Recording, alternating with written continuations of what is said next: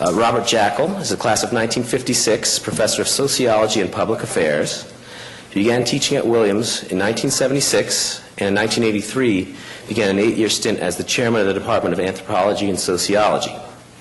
He led his colleagues to establish a joint curriculum that's still in place, one that's noteworthy for its interdisciplinary creativity and for its focus on actual social worlds, not on parochial disciplinary quarrels. Professor Jackall was named the Gaudino Scholar in the summer of 2001, and immediately after 9/11, the college asked him to use the resources of the Gaudino Chair to help frame the institution's responses to the terrorist atrocities of that day. Over the next 3 years, Bob brought to campus scores of men and women from all over the world: scholars, soldiers, spies, journalists, activists, government officials, men and women from the left, right, and center of the political spectrum, all deeply engaged in the new twilight struggle that faces our nation. He also brought to campus a group of 21 alumni who survived the attacks at the Twin Towers to recount their own harrowing first-hand views from ground zero. And he instituted an extremely popular course, Terrorism and National Security, which just concluded its 4th edition with 91 undergraduates and a dozen senior citizens enrolled. In the fall of 2004, he became the founding director of Williams in New York, a one-semester experiential education program that integrates the traditional liberal arts learning with intensive fieldwork in mainstream institutions in the great metropolis. One of its principal goals is to nurture an unbroken dialogue between current undergraduates and Williams alumni and alumnae. All the while, Bob has been extremely productive on the scholarly front. He won multiple fellowships and a teaching prize. He's written several books on the social worlds of men and women in a wide range of occupations and professions. His 1988 book, Moral Mazes, The World of Corporate Managers, has won numerous prizes and is considered a classic exploration of the actual occupational ethics that guide managers' behavior in big organizations. Bob's extensive fieldwork with detectives in New York City, in the New York City Police Department, produced 2 books, Wild Cowboys, Urban Marauders and the Forces of Order, and Street Stories, The World of Police Detectives. These are the subject of his talk today. Ladies and gentlemen, I'm pleased to introduce Professor Robert Jackall.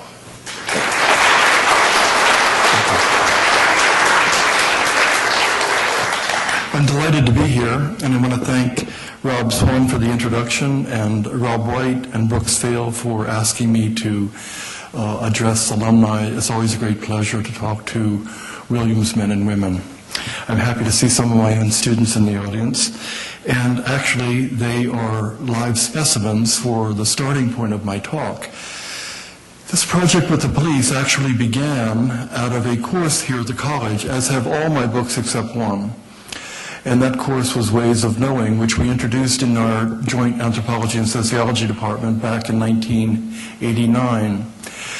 And we began from the very beginning with the notion that we don't want to just focus on the disciplines of anthropology and sociology, but we want to teach our young men and women how the problems that people in those disciplines face can best be understood by looking at men and women of the world of affairs and trying to understand analogously the same epistemological problems, the same issues of assessing reliability and credibility of sources, the same issues of how does one discover something called truth in a very minimalist sense in the world of affairs.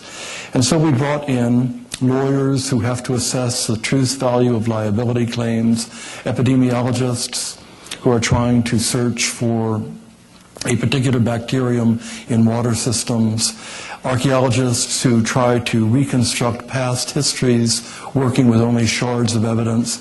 And one day I was walking my daughter home from a violin lesson, and I saw an advertisement on the back of a bus for the Detectives Endowment Association in New York, and I thought to myself, police detectives. I'll bet the kids would love to hear something about police detectives. And so I went through the police bureaucracy and of course got nowhere. And then one day I called this endowment and I reached the woman who intuitively and immediately understood what I wanted to do and sent up to the college 2 wonderful detectives, one a man called Al Marini, whom I've always called the reading detective, a man only with a high school education but who reads widely and broadly in virtually every field, and a fabulously interesting man called Jerry Giorgio, who has handled many of the most important cases in the New York City Police Department. And after I heard Jerry speak, I decided that I had to go and study this group. That's the way this project came about.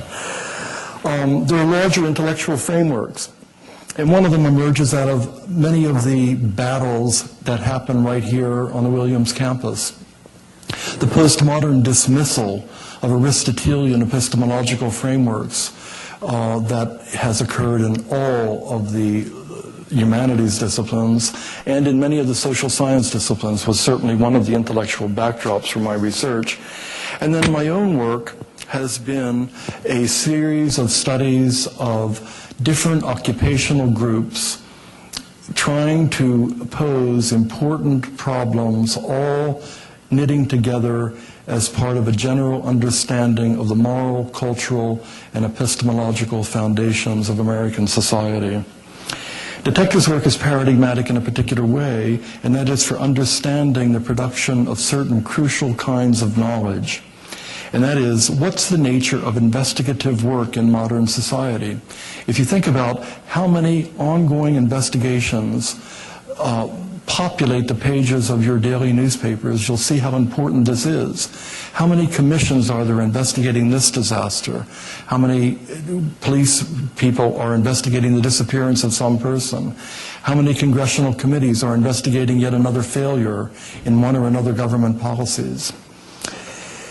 This process of investigation is intrinsic to modern societies, and partly because it is essentially related to one of the most important things that we do in our society, namely allocating blame and its opposite, reward. Now, a second reason why detective work is paradigmatic is because, like most investigative work, it takes place in a fantastically complicated bureaucratic apparatus. Consider for a moment the web of organizations within which detectives in New York City work. You have the sprawling police department, which is 40,000 people. By comparison, how many police officers are in Boston? 2,000 in the whole department. It's really an astonishing, largest police department in the world by far. But that's only the beginning. There are 14 separate police authorities in New York City. And these range from state agencies to federal agencies of every sort. Virtually every federal law enforcement agency has offices in New York because the city has long been the center for organized crime, for drug trafficking, for financial crimes of every sort and description, and now, of course, a focus for terrorist activities. At the same time, the city also hosts 2 United States Attorney's offices. The Southern District of New York, which incorporates both Manhattan, the Bronx, and parts of Westchester County, and the Eastern District, which incorporates Brooklyn, Queens, and a variety of other areas extending out to Long Island. Each one of the 5 boroughs has its own district attorney and its own branch of the New York State Supreme Court, which is a felony trial court. And as I mentioned earlier, virtually every federal agency of any note has a jurisdiction over certain kinds of crime in the city. What you have then is a fantastic interlocking set of often conflicting bureaucracies within which very ordinary men and women who become detectives have to operate.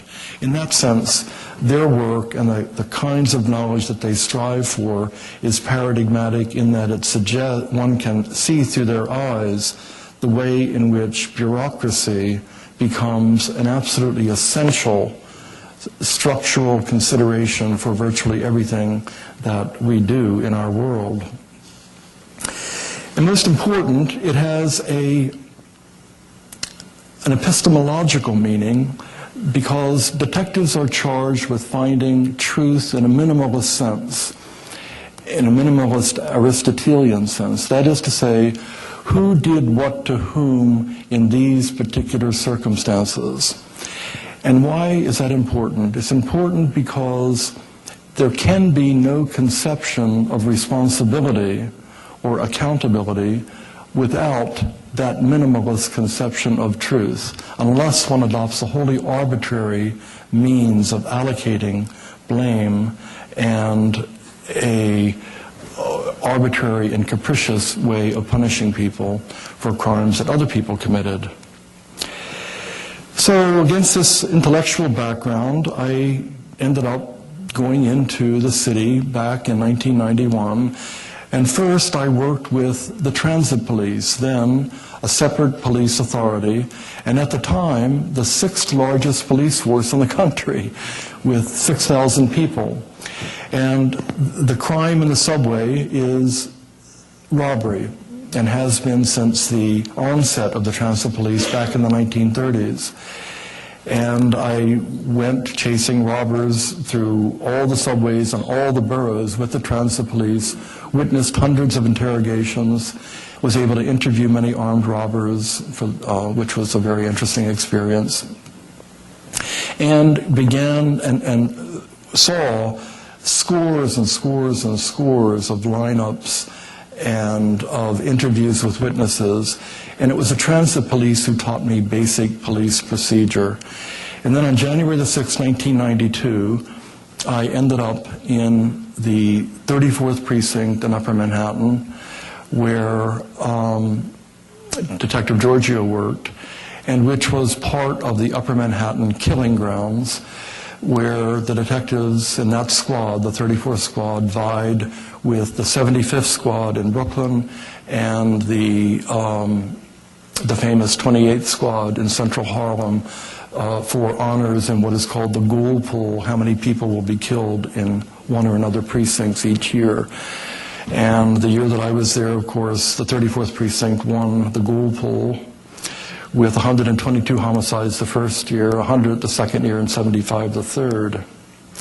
This led me into a world that I had no intentions at the onset of entering, that is the world of drug-related violence, because Upper Manhattan was the network of the retail drug trade in which the drugs that were being brought into Kennedy Airport by Colombians were being retailed all over the city, and as far north as Toronto and as far south as South Carolina by Dominican drug dealers. This also then led me, willy-nilly, into the heart and soul of city politics in New York, where race and ethnicity are still paramount concerns. Now, what are the most salient features of detectives' work? Well, what detectives do is they piece together fragments of information to discover who committed criminal acts.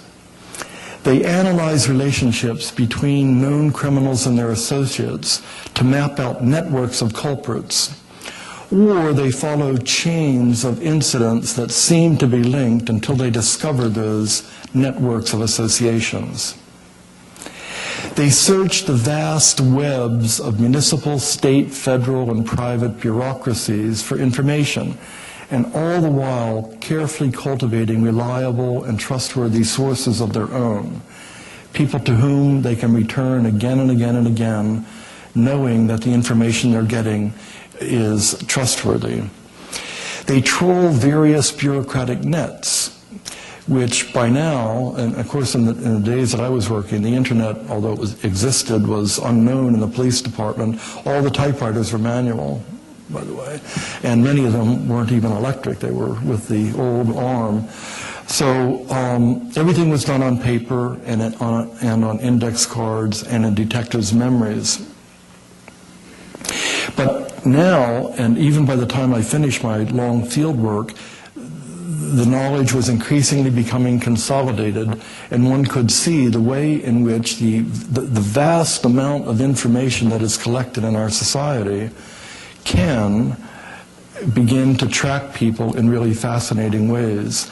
And the detectives themselves were beginning to master those techniques so that they could link particular people to particular times and places. And this involves a certain kind of skill that is really quite remarkable. Looking through public records that document lawsuits and insurance policies, looking at the use of passports, of telephones, both landlines and now increasingly cell phones, Subway fare cards, which didn't exist at the time. Everybody was still using the tokens, but now the Metro cards basically provide a record of where you've been in the city if you're foolish enough to keep the card.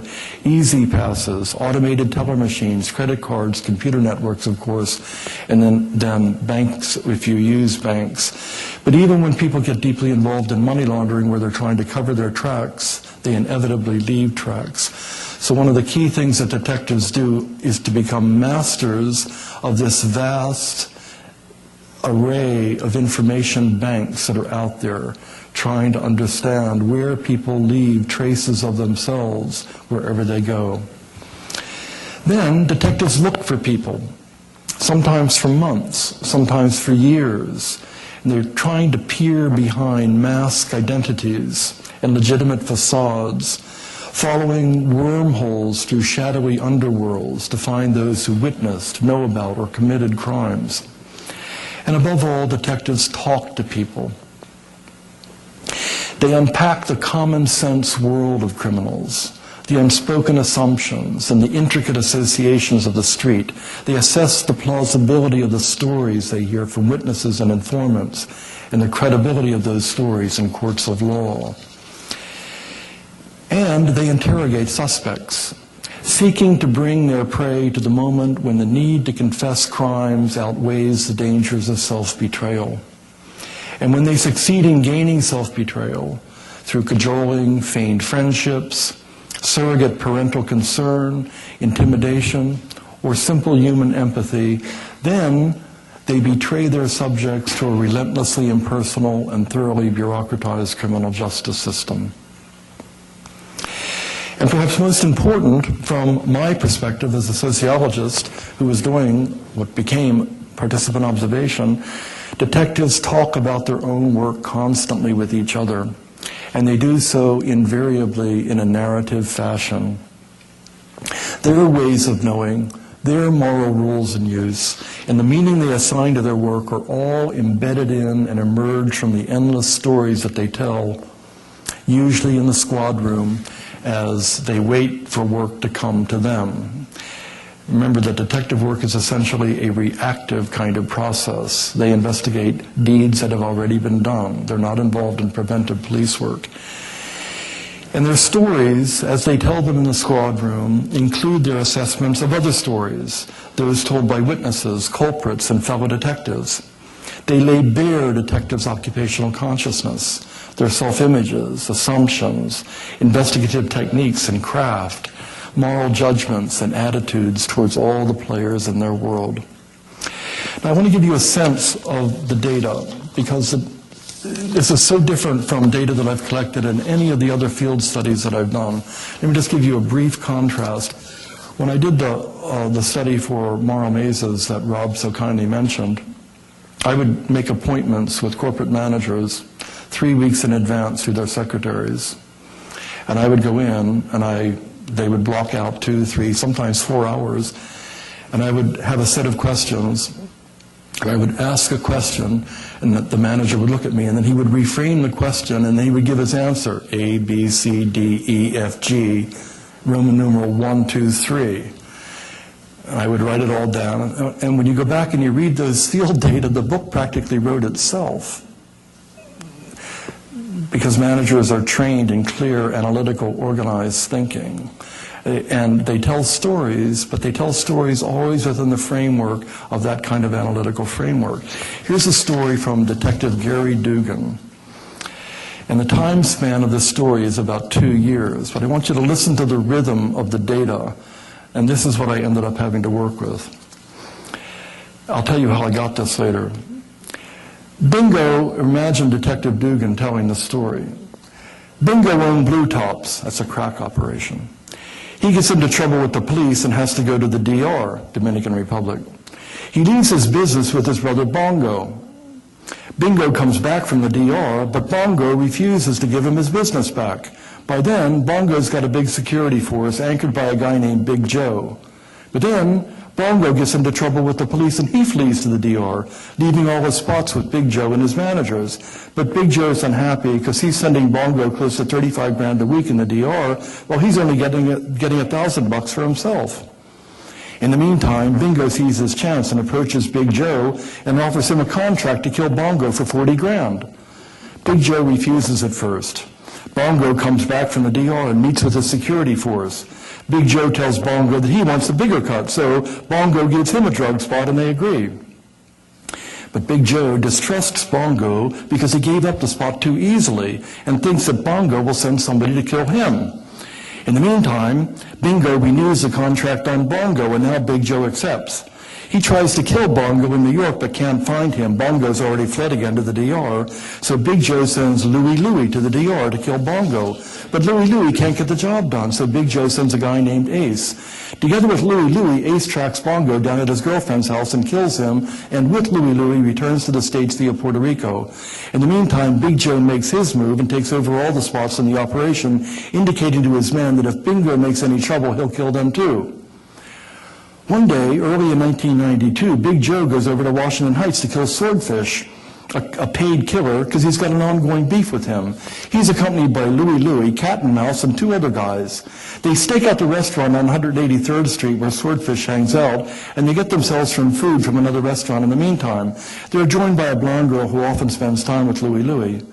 Louie decides that he wants to take care of some other business, namely collecting 10 grand from a guy for yet another murder that he did in the DR. So he goes into a nearby building to find this guy. The blonde girlfriend worries aloud that Louie might need backup. Big Joe motions to Cat and Mouse to follow Louie and back him up. Louie has pulled up his hood. Cat and Mouse thinks that Louie is Swordfish, the guy that they're there to kill in the first place, so he shoots Louie. Everybody races into the building at that point. Big Joe is furious with Cat and Mouse for shooting Louie, his good friend, so he shoots Cat and Mouse twice, once in the chest and once in the leg. The building empties out with a lot of other shooters, and then the cops arrive. In the middle of all of this, Bingo takes over the drug spots. Later, Ace gets killed by Brio and a guy named Pato because Ace had gotten fresh with Brio's wife. They dump Ace's body in Queens. Pato used to be Big Joe's driver whenever they did a hit. But then Big Joe and Brio capture and kidnap Pato and kill him because they find out he was working for Bingo, spying on Big Joe. Now, I heard that story told without notes verbatim by Gary Dugan in the squad room, and detectives sat there listening. Of course, I got only an eighth of it the first time around. So I went and asked Gary for the paper, and he pulled together the different cases. Remember, all the cases are very fragmented. So I got all the cases, and I pieced together the story for myself, and then I went and asked Gary to tell me the story again. He told me the story again, but now I had something to anchor my understanding of it. So then I started to write it up, and I had Gary tell me the story again, and he wrote it up, and eventually this version emerged. But the detectives don't have to do that. The detectives carry around that level of detail about hundreds of cases in their head.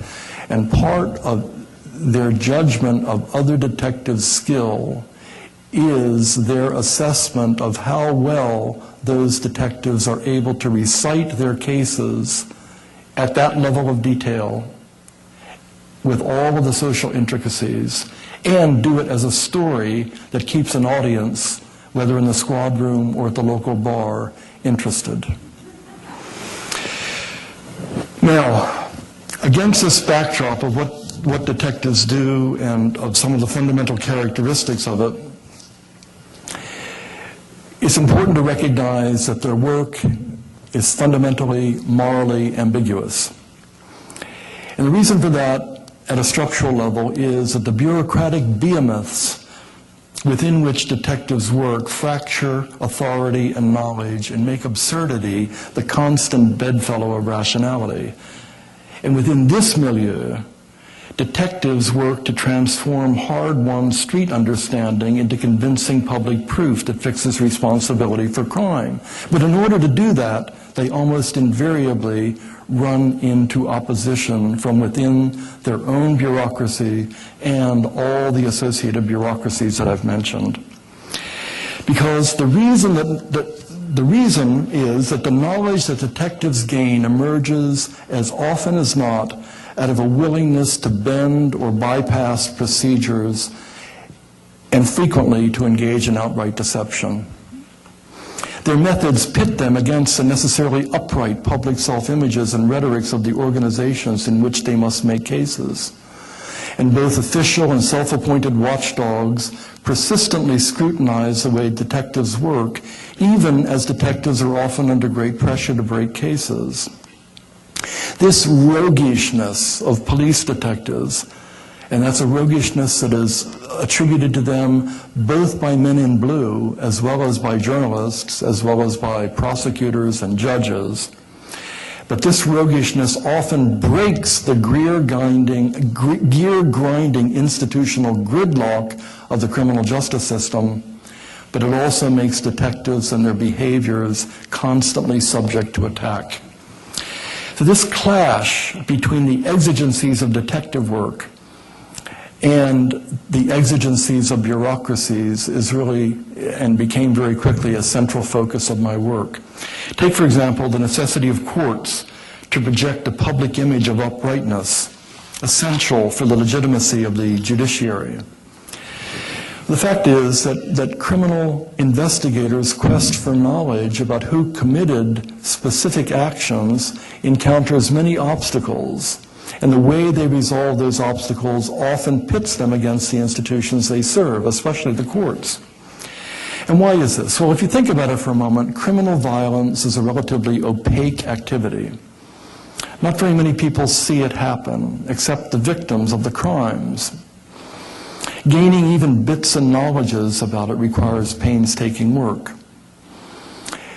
Most violent acts have few witnesses. The culprits themselves, they're now violated or dead victims, sometimes civilian witnesses, but these are usually so scared, sometimes outright terrorized or confused, that their perceptions are jumbled or limited. Sometimes neighborhood residents who are civilians come forward, but often they're too frightened to do that. And sometimes those people who do witness criminal acts are beneficiaries in one way or another of the trade, if it's a drug trade, that caused the violence to occur. Sometimes, of course, witnesses are criminals themselves. And when they are willing to come forward, one sees in stark relief the fundamental dilemma of our criminal justice system. The people with the deepest knowledge of criminal activities are often untrustworthy in the public forums in which adjudication about criminal activity must be made. There was an infamous quadruple homicide in December of 1991 in the Bronx that becomes a focal point of the book Wild Cowboys. And an eyewitness who came forward to the detective in charge of that case was able to describe with absolute accuracy all the players and all the shooters of the quadruple. Just one problem. This guy made his living by going around with a floor-length black leather trench coat under which he concealed a submachine gun to persuade people to part with their money. That's what he did for a living. And he had been arrested several times for this, so it was pretty hard to put him up as a witness. But you can use the information that he provides to then go out and seek other evidence that is usable in court. So this fundamental clash is really basic to understand the problem that detectives have.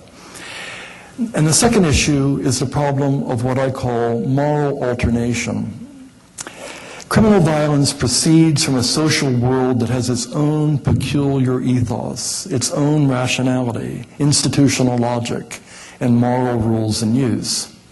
You can see this most readily in the drug trade, where, and when you see drug dealers give evidence or hear them make statements, the routine manner within which they approach the use of violence is the telltale sign, because they talk about the use of violence against rivals or against couriers of drugs or against police if necessary in such a commonsensical, normal way that one realizes very quickly that it's part and parcel of the fundamental ethos of the world.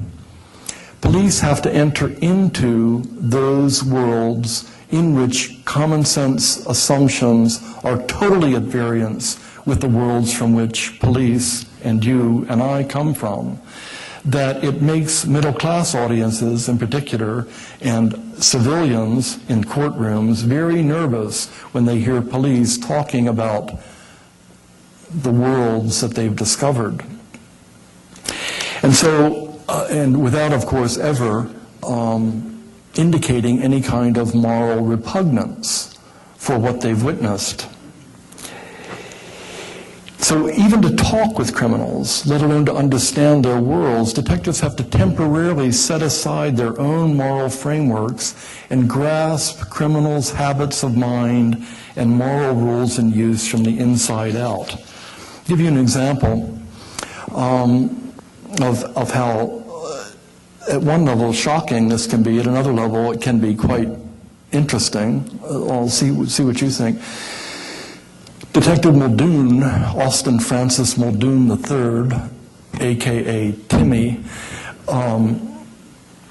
once went to a crime scene where a woman had thrown lye all over her man's face, literally destroying it completely.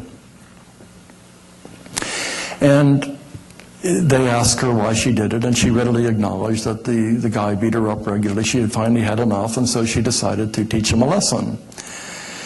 And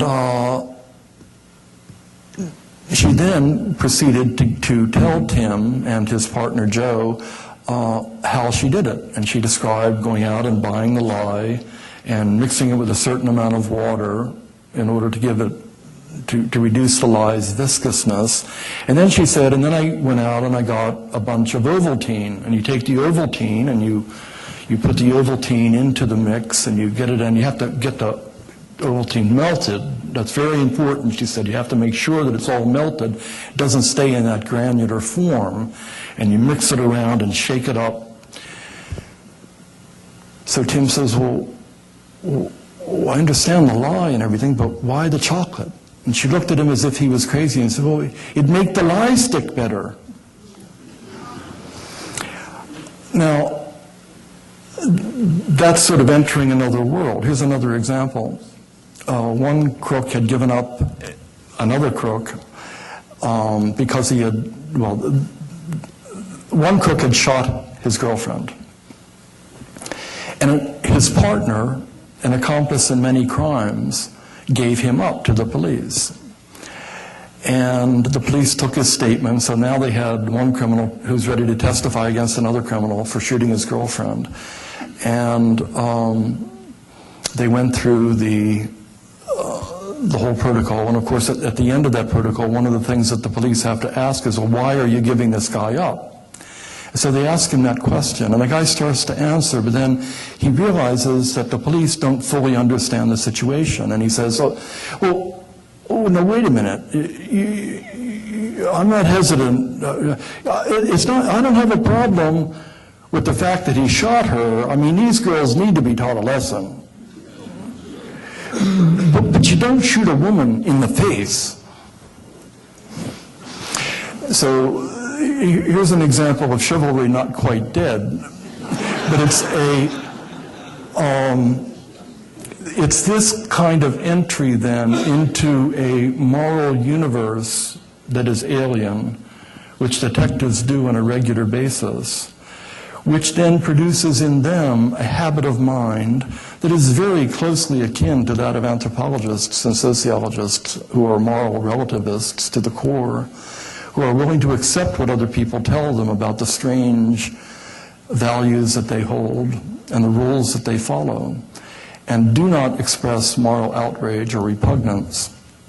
Often detectives exhibit that manner of blasé reportage in courts, and civilians find it very off-putting. That then also leads to a suspicion of the person who does the reporting, namely the detective. Most important, of course, is the issue in court is how did the detective obtain whatever knowledge he brings to the court? And the answer, almost invariably, is in one way or another through deception. Detectives recognize that if they followed all the rules, or for that matter, even the rules of their own department, police departments are like every other bureaucracy, only worse because they're under such public scrutiny. They develop rules whenever mistakes occur. And since mistakes occur so regularly in police departments, Mayor Wagner used to get down on his knees at night before he went to sleep and say, please, dear God, don't let anything go wrong with the police department tonight. But every time a mistake is made, yet another chapter in the rule book grows, so that the patrol guide for officers is literally that thick. And detectives are nothing but patrolmen on special assignment in plain clothes. If they followed all the rules, nothing would ever get done. And therefore, they develop a habit of mind that is intrinsic to their work and that becomes instinctive. They always look for a way around situations instead of going through situations and following procedures. This then makes them a very easy target for defense attorneys, particularly when they've engaged in deception with either witnesses or with suspects.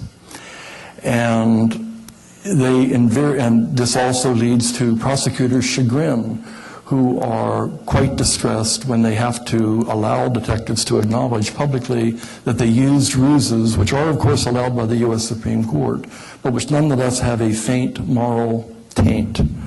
And sometimes more than a faint moral taint. Sometimes they become the essential issue at trial.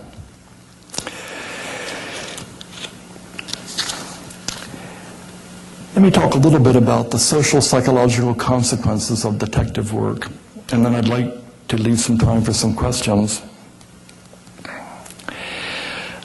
What's the construction of this police world by detectives themselves? Well, detectives are very fond of citing what is in fact an apocryphal quote.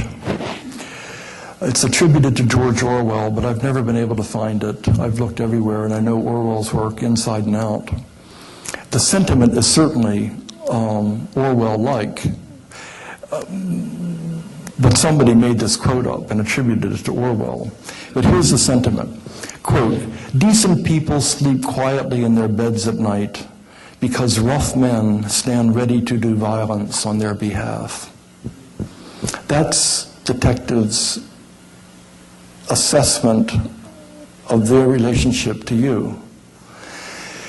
Ultimately, they see themselves as great big German shepherds who are tending sheep and whose responsibility it is to be ready to act with all the power that they have at their disposal in order to protect the public if they are ever placed in such a situation. Now, that's sort of an interesting self-image, but you very frequently hear it, and I was taken aside and told by any number of detectives in the course of my field work, because of course they understood, and they're very closely attuned to status differences, but they would take me aside and say, you know, Professor, that was my name, you know, Professor,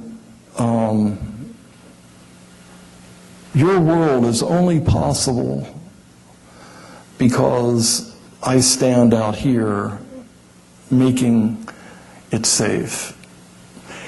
Expressed in that way or in similar ways, I heard this sentiment again and again and again. This then means that the detectives, given that self-image, are always on the lookout for innocent victims. A great deal of detective work is spent cleaning up the streets, cleaning up other people's messes. 60% of all the homicides in New York City are drug-related, at least. But I know that 60% are drug-related. I did a systematic survey of the 618 homicides committed in the 34th precinct between 1987 and 1993 using very conservative criteria, and exactly 59.8% were drug-related, unquestionably. There were at least another 20% I could have put it in that category had I stretched it, but I wanted the most conservative estimate possible. That's a lot of murders over that period of time. And most of those are the victims, in many cases, are as bad as the people who killed them. But whenever an innocent victim is at issue, a child, an innocent bystander who gets caught in the crossfire of drug wars, or especially a police officer is killed, then the work on their behalf validates the policeman's, the detective's self-image as the guardian of the public and the guardian of public safety.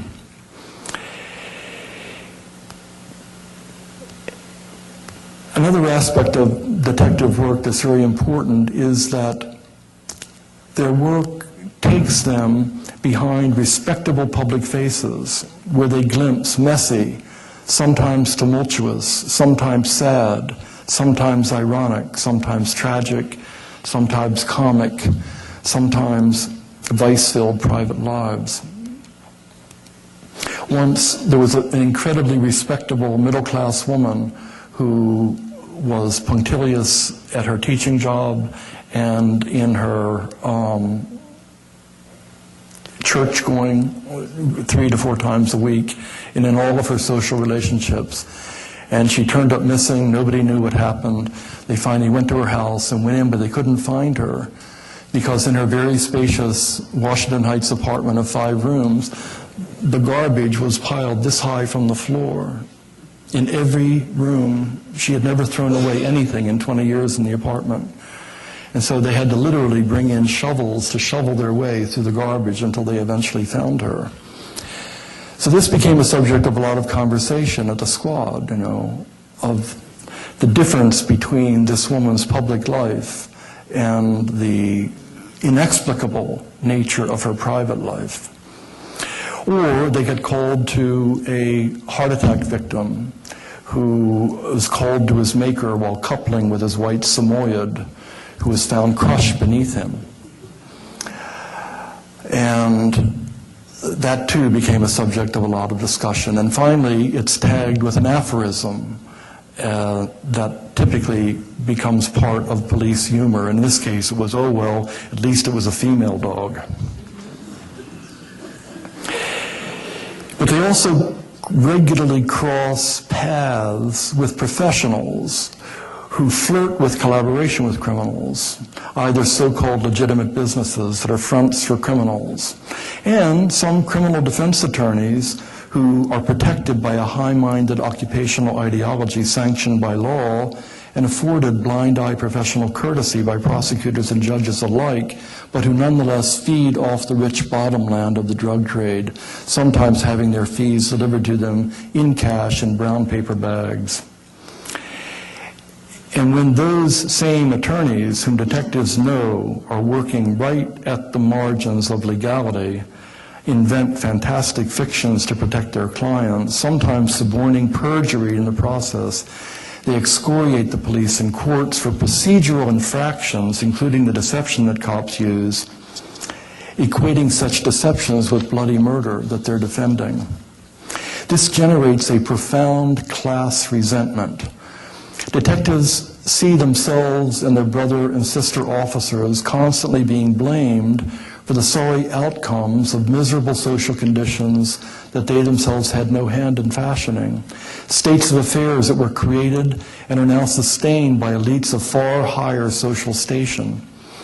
Indeed, the principal social critics of the police are members, allies, or servants of the same social elites, the very people who benefit most from the order that the police maintain, but who, far removed from the savagery of the streets, can indulge in the indignation that simultaneously guards and announces a cherished sense of moral probity. This then leads to a world of somber dreams. All detectives have dreams. It took me a great deal of work and a lot of time to find out what those dreams are, but the data did come. And the most common dream is a variant of the gun dream. Every detective at one point or another in his life has a dream. Many of them have it as a recurring dream. And the dream is this, that you're suddenly in a situation where you are in danger and your brother officers are in danger, and you pull out your weapon and you aim it, and as you pull the trigger to fire, the barrel turns around and points back at you. You don't have to be a psychiatrist to understand the nature of that dream. Or the bullets, as you aim, begin shooting in wild trajectories. Or you're just about to make an arrest and suddenly a gun appears magically in the criminal's hands whom you're about to cuff. The job has a long arm, obviously. Its rhythms, its language, its images, its ugliness, its secrecy, its corrosive cynicism finds a way of seeping under the closed doors that detectives try to erect to protect their lovers, their wives, their friends, and especially their children from the work world that they have. What this means is that detectives end up living in a world of their own, one from which they exclude outsiders who haven't shared their experiences. They work together, they eat and they drink together, they attend each other's children's marriages, and they mourn each other at funerals. But the consequence of that mentality also means that they turn to one another and they exhibit a remarkable occupational solidarity. Think about it for a moment. These are men and women from the working class, and yet they're involved in a work that is absolutely fascinating. Criminal investigation poses intriguing intellectual puzzles of agency, motive, and strategy.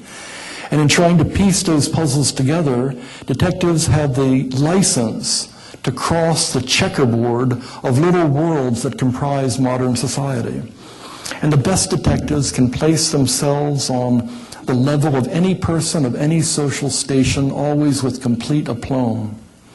And this access to social strata, high and low, fosters cosmopolitan habits of mind that are rare indeed in men and women from the working class. And their storytelling skills always shine in social gatherings, especially when they talk about the truth is stranger than fiction world of the criminal underworld, an undeniably fascinating arena of action, vice, lust, greed, aggression, and violence. And then there is a comfort that they have with one another. When you enter into a squad room, suddenly, and this is particularly true coming from the extremely discreet world of Williams College, one enters into an arena where there are no secrets from each other, where the stories embody wonderfully ribald, hilarious views of different areas of our society, stripped entirely of the cautions, disclaimers, and outright lies that mark pretty much all public discourse in our world. And of course, when they make cases, sometimes to their dogged persistence alone, and when they take violent predators off the street, at least for a time, help ensure public safety, which is a bedrock condition of any democratic social order, they feel that they have accomplished something that nobody else in the society can do. And this provides them with a sense of occupational solidarity that binds them one to another and to other police officers in a brotherhood of secret knowledge, duty, risk, and sometimes death. Thanks very much.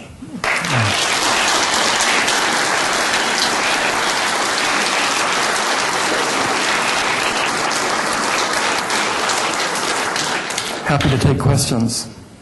Yes, sir.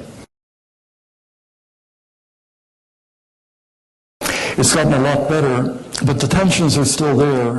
In the aftermath of 9/11, one of the first things that the New York City Police Department did was to try to work out much better working relationships between all the federal agencies. But these are tensions that die very hard, and so that it's the cooperation that has come about is relatively restricted to certain units, particularly the intelligence unit, which is a very elite unit, but there is a lot of cooperation happening there. Every federal agency and the NYPD and other police authorities in the city are all operating on that. And so that's a hopeful sign. But then, I don't know if you're aware, but the NYPD also has detectives in Jordan, Israel, France, Germany, England. And why do they have them there? Because they don't trust the CIA, the FBI,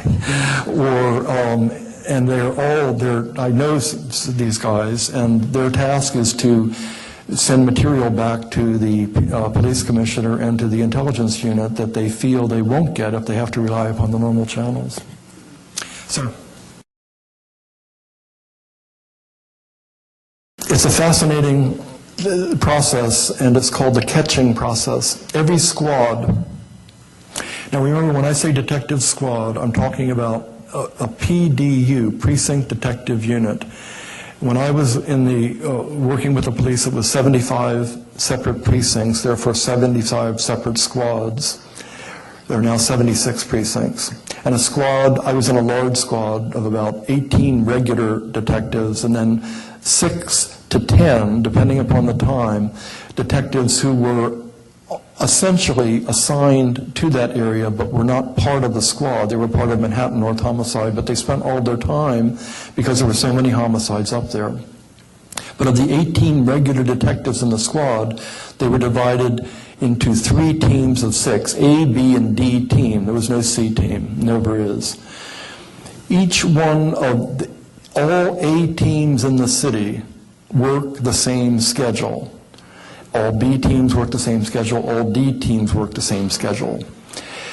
That schedule is what is called a 4-2 schedule. You work 4 days, 2 days starting 8 to 4, and then, you start at 4 to midnight, 4 to midnight, 8 to 4, 8 to 4, then you have 2 days off.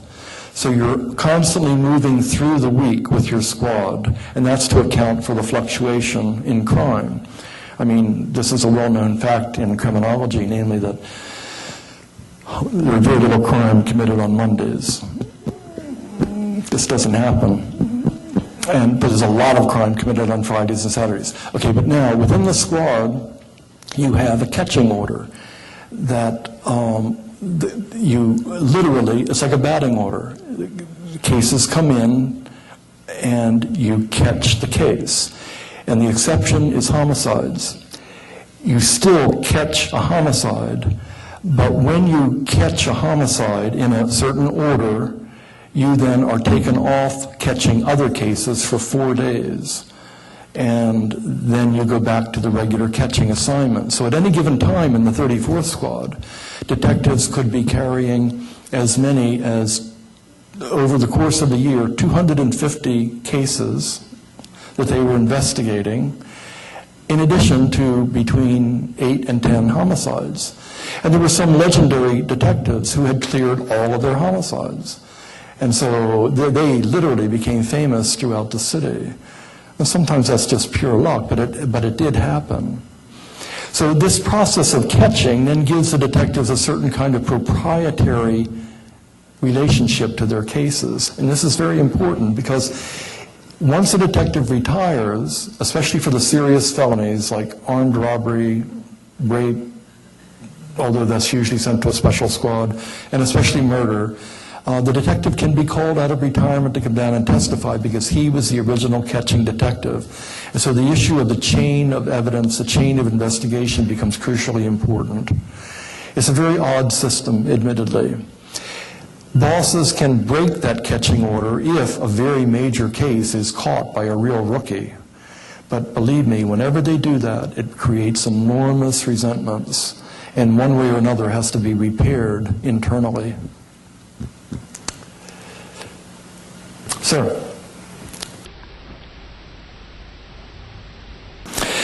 Well, there's so many different ways that one can money launder that I can just give you a very brief idea of the money laundering that was happening from the 34th precinct. And we're talking here about drug money. It can happen in any number of ways, but the most common way was in a drug operation, you have, you know what crack is? Okay, the crack on the street sells for $5 a hit. In other places it sells for much more. A medium-sized crack operation back in the days when crack was really king could earn about $25,000 a day, and on weekends maybe triple that. Even after you pay all of your workers, usually in trade, you still end up with a lot of cash. Then the question is, what do you do with it? Well, you can run it through a restaurant, and that's a very typical way. You buy a restaurant, and then you have a cash business that you can claim receipts for. You can invent the receipts, and you also have a gathering place for your buddies. You can buy new vehicles for cash, and have those cars shipped to the Dominican Republic. You can invest in front operations like beauty parlors or jewelry stores or casas de cambio, money-changing things. And then once you control the operation, have money wired, you pay in cash, and the money can be wired to the DR where you can go down and use it with very high rates of exchange then. You can engage in what was a primitive kind of hawala system, which we now know a lot more about, which is the method of transferring money in India and China and especially in the Middle East, where you can go and pay the money to a dealer who arranges this, and he simply takes your money and then he calls to the Dominican Republic and has his opposite number in the Dominican Republic make available that amount of money to you when you fly down to the DR. So no money ever leaves the country or changes hands. It's a system of long-distance trust, but one way or another you have taken money and washed it. The money, of course, the money laundering in terrorist issues is the exact opposite. It's money dirtying, mostly. It's sort of an interesting problem. It's one of the things I'm looking at right now. Sir?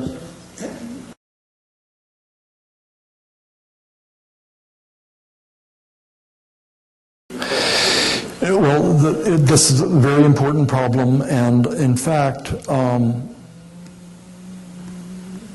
detectives and police in general in New York are paid so poorly that although detectives can earn a decent salary when they're very senior, there are 3 grades of detectives: first, second, third. The hierarchy is very steep. There are only about 6,000 detectives out of 40,000 police officers. There are only 240 first-grade detectives. There are about 1,000 second grade, and all the rest are third grade. So it's a very steep hierarchy. And once you make first-grade detective, nobody retires. These guys really love their work, and they're very good at it, and they don't burn out. Top second-grade detectives also don't. But most people know that they're not going to, quote, make grade. And so they follow the path that many of the uniformed officers do. They reach 20 years in, and then they retire with a generous pension that has some tax breaks connected to it. New York State and New York City taxes, they're exempt from that. And then they go into second careers, and they have a nice nest egg that they are able to rely upon while they start second careers. The people who actually stay on after 20 years, and I know many of them, are the ones who are forced to retire when they're 63. That's the cutoff. You can't be a police officer in New York after that age. And those are guys who leave with great reluctance. The people who are burned out, the empty suits, the people who are 4 days in a drawer, that's the name for people who catch a homicide and then don't do anything, just go through the motions, those guys do burn out, but they all get out at 20. When you see a police officer who's been around for 25 years and so on, they get tired of all the nonsense, but they're very dedicated people. I know many of them, and they don't get burned out. They still find it fascinating. Yes? Corruption is an endemic problem in all police departments, and in New York City, of course, became very famous. the way it used to work. But you have to remember that corruption typically affects people in blue first, and most importantly. It certainly affects detectives, but it's the guys in blue who are out on the street every day, not investigating crimes already done, who have the most opportunity for self-aggrandizement. And the most classic example is what is called the pad. And the pad, here's a guy I interviewed who told me about, he was assigned to a fixer, a fixed post, and he was standing at his fixed post after being deposited there by his sergeant. And this guy, who happened to be a pimp, came out of a house, which was a brothel, walked over and said, "Hope you're going to have a fine day, officer," and he stuck a $20 bill in his pocket. He patted him on his pocket and said, "I'm counting on you to keep the place quiet." And so he goes back to the squad that night, and the sergeant says, "Well, how did you do?" And he said, "What do you mean, how did I do?" He said, "Did so-and-so come to see you?" He said, "Yes, he did." He says, "Well, give me my share." So he gives the sergeant the 20. The sergeant gives him back 5. The sergeant, he found out later, kept 5. Another 5 went to the captain, and 5 went down to the police commissioner. So this was what led to the Knapp Commission, and it was the pad. And there's a book called On the Pad that you might want to look at for that. That was endemic corruption. This dates back, by the way, to the 19th century. When, through some wondrous act of wisdom on the part of the emerging city bureaucracies, all of which were struggling for one another for dominance, the police department was given not just the right to control public safety in the city, but the right to issue every license in the city.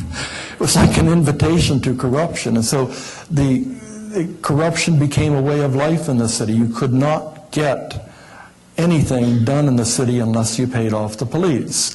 So this is the same principle that the mafia works by. That's the most effective thing. It's the toll-keeper phenomenon. You find the sluice gates of the society, and you simply stand there and collect a toll to make things happen the way they're supposed to happen. Detectives do get involved in corruption, but not that way. Their thing is a different thing. I'll give you one example, if you'll indulge me for a minute, because it's a great case. It was in September of 1992, and it was one of those terrible New York nights where it was raining, cats and dogs, horrible, and a call came into the precinct, and guys were doing their turnaround, so they were sleeping in the precinct overnight, and a call came in that they had 2 dead bodies in a car. They go out. One guy will call him Bert, the other guy will call him John. They drive out, and sure enough, it's 2 dead Colombians. They were mules bringing drugs into the city, and they had been assassinated. And they call down to get the bus, the ambulance, that comes up and picks up the bodies, but the car is a total mess. A couple $100 bills lying around and scattered marks of cocaine. They call for the garage to come tow the car, and the garage says, "We're not coming out, it's the middle of the night, it's a lousy night." So John goes back to his car, and they get sheets, and they put it over, and John says, "I'll drive the car back." And Bert drives his own car back, drives his car, because they had taken the squad car, he drives the squad car back, and John drives the crime car back. They get to the garage, and now the rest of this we know, only piecing the whole thing together. They're in the middle of the night, everybody in the precinct is sound asleep, it's absolutely quiet. The sergeant on duty in uniform comes down, and they do, as they're supposed to do, they pop the trunk to see if there's anything, like another body in the trunk. They pop the trunk, and there's mountains of cash sitting there. Now, that particular case, what happened was, is an interesting case, because John later claimed that they split it 3 ways. And the way this all came out was that one of the girl detectives in the squad, that's what they call themselves, one of the girl detectives used to like to go to a men's stripper club. And so she was over at Stringfellas one night with one of her girlfriends, and they see a guy up there on the stage dancing, and he looks like John. And she has her camera with her. So she takes a picture of this stripper, and she puts it on John's desk the next morning with a little note saying, "John, we know what you've been up to." John comes in and sees the note and panics. He grabs Joe Montour, the union rep, and says, "Let's drive down to a criminal investigation and see what's..." And they drive down. Halfway there, they drive off, and John bursts out this confession. They call IAD, they come in, they go back up to his house, and they do get the money that his wife hadn't spent. I mean, she went on a spending spree and bought a new refrigerator and a new freezer and a bunch of things, but they did recover 17 grand.